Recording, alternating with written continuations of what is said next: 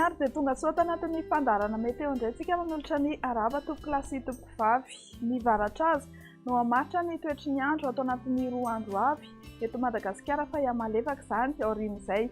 Misy fikorontanana hitoetra ihany koa amin'ny lakan-drano Mozambika ao ka mety tondra orana rakotroka amin'ny faritra atsimony Madagasikara iray manontolo iny manomboka ny alarobia sy alakamisy ho avy izao.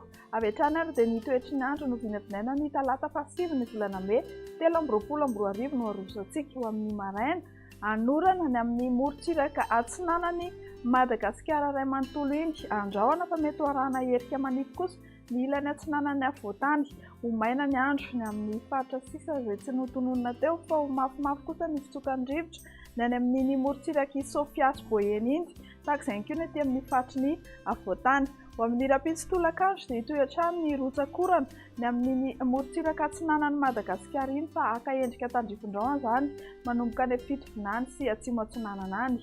Andrahoana ny andro ny amin'ny ilany andrefa Madagasikara sy ny ety amin'ny faritry ny avoatany. Ny amin'ny faritra sisa moa dia andrahoana vitsy kosa. Mahakasika ny maripana indray dia tsy misy loatra ny fiovana miavaka. Andeha ho jerentsika ny Antsipiriano amin'izay andro ny talata 7 ny volana May 2024 izay. Ny aty amin'ny avoatany dia 1.20 hatramin'ny 4.20 degré Celsius ny tontolo andro. Ny amin'ny morontsiraka atsinanana dia eo anelanelany 1.20 hatramin'ny 2.30 degré Celsius ary ny amin'ny morontsiraka andrefana iny dia manodidina 7.20 hatramin'ny 5.30 degré Celsius. Ny alarobia 10 ny volana May 2024 indray dia mbola mafimafy hatrany ny fitsokan'ny rivotra ny amin'ny morontsiraka Sofia sy Boeny iny tahaka izay koa ny ety amin'ny avoatany ary hitohy hatrany ny rotsakorana indrindra ny maraina aty amin'ny morontsiraka atsinanana manontolo. Ny hariva indray dia anorana tandrifin-drahona manomboka amin'ny atotan'ny Menabe iny mahazo any atotan'ny atsimo andrefana tahaka izay koa faritra Iorombe, Androy, Anosy ary any amin'ny faritry Anosy sy Sambrano iny izany hoe distrika Anosy sy Sambrano dia iseho ny orana tandrifin-drahona indrindra ny amin'ny takariva sy ny amin'ny alina. Ny amin'ny faritra sisa moa dia andrahoana na andrahoana vitsy.